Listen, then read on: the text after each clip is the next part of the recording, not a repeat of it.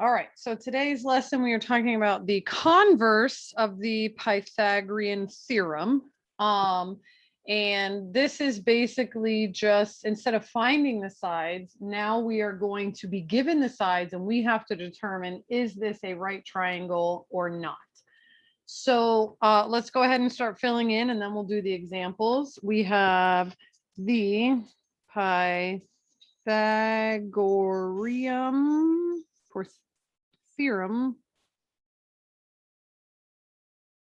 states that in a right triangle, the sum, which was the last lesson that we just did, of the squares, I'm going to underline that, of the lengths of the legs is equal to the hypotenuse. My favorite word. I'm going to put a little heart here. I love hypotenuse. Don't ask me why.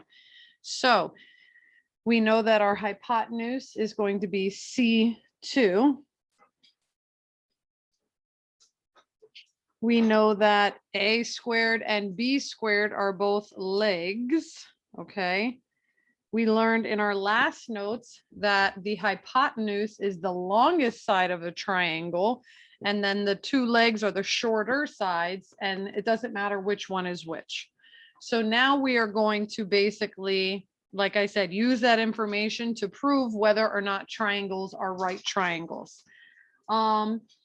We are going to learn about a new Pythagorean, and that is a Pythagorean triple. Ooh, sounds like a baseball term.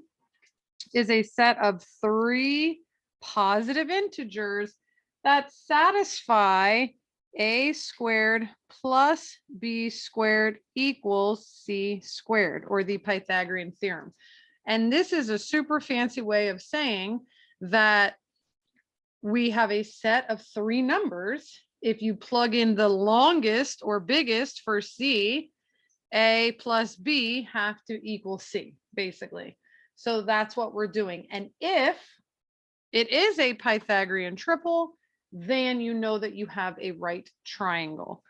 The converse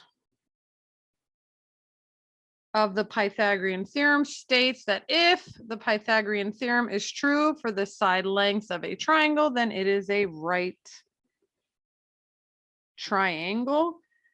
Remember that those two shorter sides are the legs, A and B, and that the longer side is the hypotenuse, which we call C. Okay, so again, now we have the sides. We need to see if it's true or not. So in the first example here, we have 3, 5, and 6. So out of 3, 5, and 6, which one would be our C? Well, it would have to be 6 because it is the longest side. If these were all inches, assign them any, I don't want to say any value, but assign them some sort of measurement, inches, feet, miles, yards, doesn't matter. So if this was 3 inches, 5 inches, 6 inches, 6 inches is the longest, that's going to be our C square. And then 3 and 5, it can be A or B, should be A squared and B squared. Doesn't matter which one is which. And then we just write our formula and fill it in. So for A, we picked 3. So we're going to say 3 squared plus for B, we picked 5. So 5 squared equals C squared. We said it was 6. And let's see if that is true. Well, 3 squared is 3 times 3, which is 9, plus 5 squared is 5 times 5, which is 25, equals 6 squared. 6 times 6 is 36. So now we have to see if this is a true statement or not. 25 plus 9. Ooh, I punched a hole in it. 4, 1, 34. So is 34 equal to 36? No, it is not. So this is not a right triangle.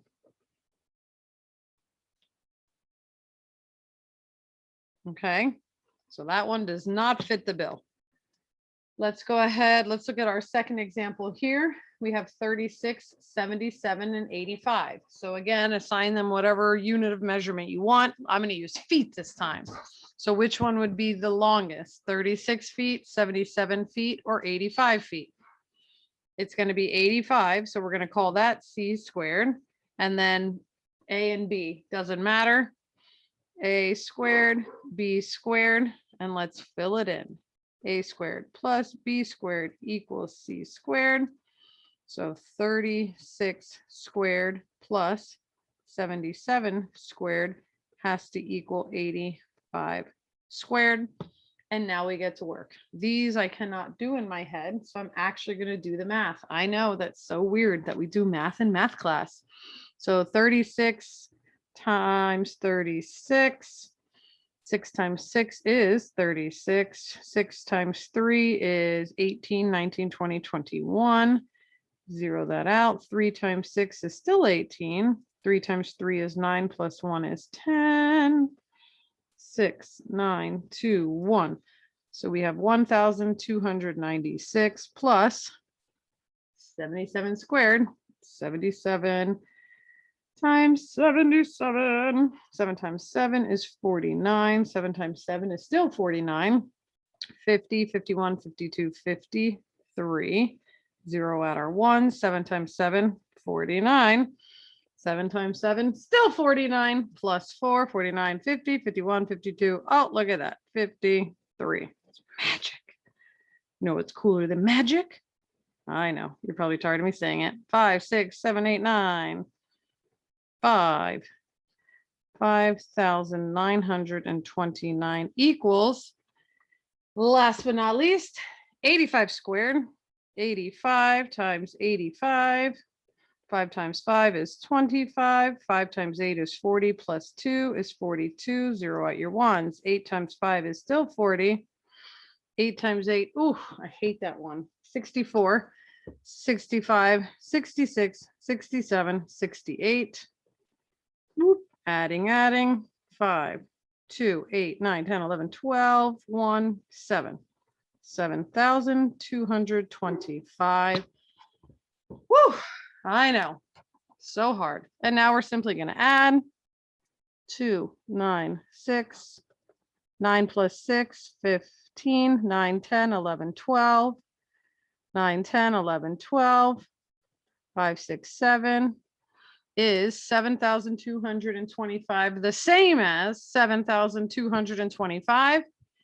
Absolutely. So this is a right triangle. Woohoo. All right, I'm not going to do the other two. You can do them on your own if you want to.